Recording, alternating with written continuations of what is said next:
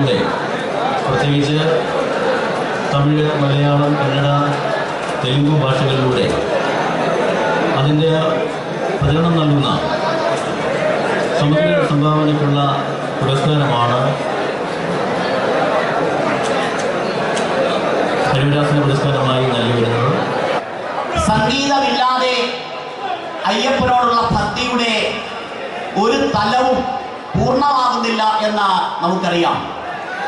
കെട്ടുമുറുക്കുമ്പോൾ സംഗീതം, ശരണം വിളികളിൽ അലിഞ്ഞു ചേരുന്ന ഇമ്പമാർന്ന താളം, ശബരിമലയിലേക്കുള്ള യാത്ര തുടങ്ങുമ്പോൾ തന്നെ സംഗീതത്തിൻ്റെ അന്തരീക്ഷം.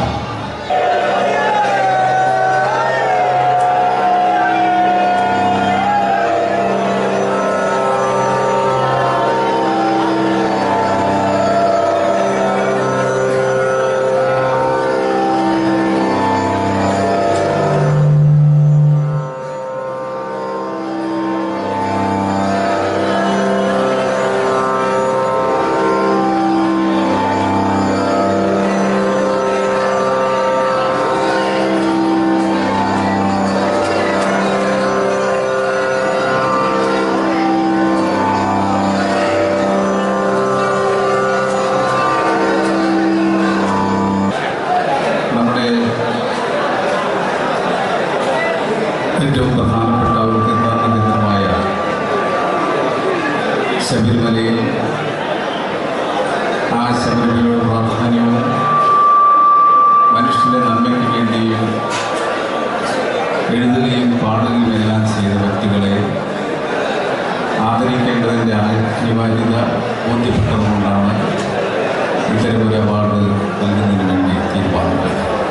ഹരിവരാസന പുരസ്കാര അവാർഡിൻ്റെ സമ്മാനദാനം എല്ലാവരുടെയും അനുഭവത്തോടും സമൂഹത്തോടും കൂടി പ്രശസ്ത ഗായകൻ ശ്രീ PK വീരമണിദാസിന് നൽകിക്കൊണ്ട് ഈ ചടങ്ങിൻ്റെ ഔപചാരികമായ ഉദ്ഘാടനം നിർവഹിച്ച് അറിയിച്ചുകൊണ്ട് നിങ്ങൾക്ക് എല്ലാവർക്കും നന്ദി നൽകുന്നുകൊണ്ട് ഞാൻ ചെറിയ വാർത്ത നിർത്തുന്നു. നന്ദി, നമസ്കാരം.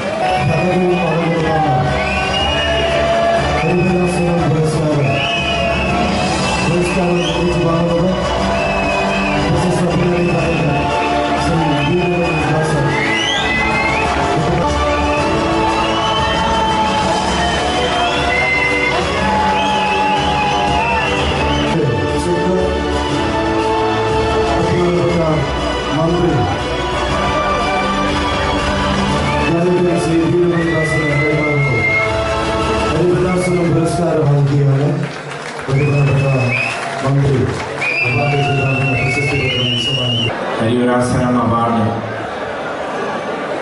എല്ലാ വർഷവും ഏറ്റവും യോഗ്യരായിട്ടുള്ള ആളുകൾക്കാണ് നമ്മൾ സമ്മാനിക്കുന്നത്. ഇത്തവണയും